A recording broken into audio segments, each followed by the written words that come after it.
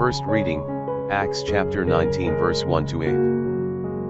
And it came to pass, while Apollo was at Corinth, that Paul, having passed through the upper coasts, came to Ephesus, and found certain disciples.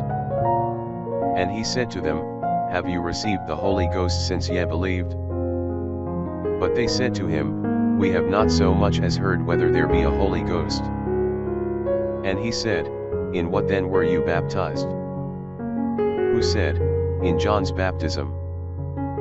Then Paul said, John baptized the people with the baptism of penance, saying, that they should believe in him who was to come after him, that is to say, in Jesus. Having heard these things, they were baptized in the name of the Lord Jesus. And when Paul had imposed his hands on them, the Holy Ghost came upon them, and they spoke with tongues and prophesied. And all the men were about 12.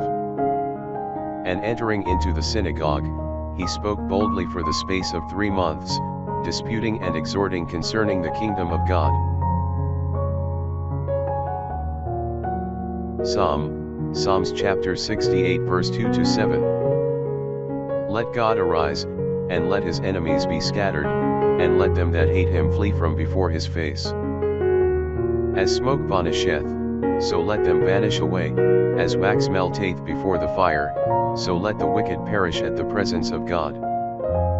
And let the just feast, and rejoice before God, and be delighted with gladness. Sing yet to God, sing a psalm to his name, make a way for him who ascendeth upon the west, the Lord is his name. Rejoice yet before him, but the wicked shall be troubled at his presence. Who is the father of orphans, and the judge of widows? God in his holy place. God who maketh men of one manner to dwell in a house, who bringeth out them that were bound in strength, in like manner them that provoke, that dwell in sepulchres. Gospel, John chapter 16 verse 29 to 33. His disciples say to him, Behold, now thou speakest plainly, and speakest no proverb. Now we know that thou knowest all things, and thou needest not that any man should ask thee. By this we believe that thou camest forth from God. Jesus answered them, Do you now believe?